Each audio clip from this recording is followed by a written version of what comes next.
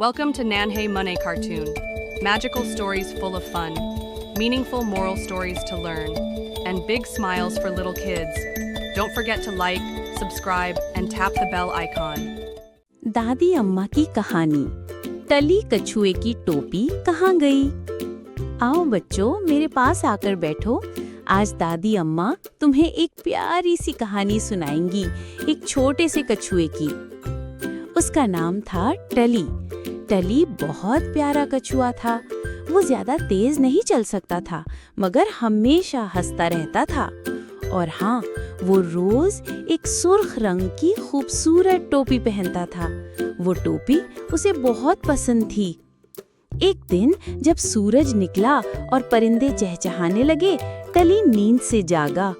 उसने खींच के अंगड़ाई ली और अपनी टोपी लेने के लिए देखा, लेकिन अरे बाबा, टोपी तो वहाँ नहीं थी। ओ नहीं, मेरी टोपी कहाँ गई?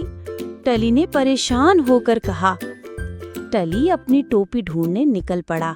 वो आहिस्ता आहिस्ता चल रहा था और अपने आसपास देखता जा रहा था। सबसे पहले उसे पीनी मोरनी मिली। पीनी अपनी रंगीन फूलों वाली दुम को एक पानी के जोहड़ में देख रही थी। टली ने कहा, हेलो पीनी, क्या तुमने मेरी सुर्ख टोपी देखी है? पीनी ने सर हिलाया। नहीं टली, मुझे तो नहीं दिखी, लेकिन अगर चाहो तो मेरी एक पर ले लो। टली हंसने लगा। नहीं शुक्रिया, मैं अपनी टोपी ही ढूंढूंगा। फिर टली थोड़ा आगे गया और एक नटखट गिलहरी मिली जिसका नाम था जंपी। जंपी दरख्त से उल्टी लटकी हुई थी और मजे से अखरोट खा रही थी। जंपी, क्या तुमने कोई सुर्ख टोपी देखी है?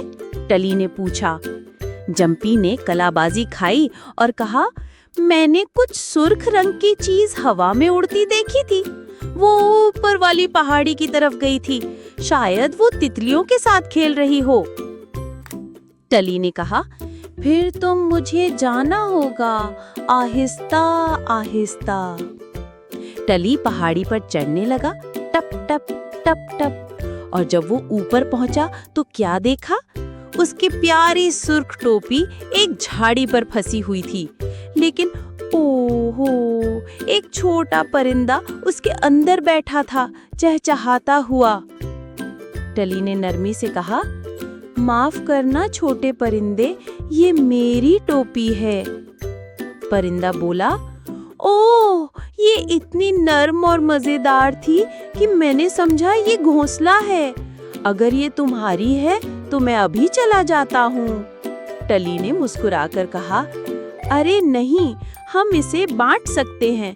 दिन में तुम इसमें बैठा करो और रात को मैं पहना करूँगा। परिंदा खुश हो गया और दोनों अच्छे दोस्त बन गए। सबक क्या है मेरे बच्चों? कभी कभी जब कोई चीज खो जाए तो हमें उसके साथ एक नया दोस्त भी मिल जाता है।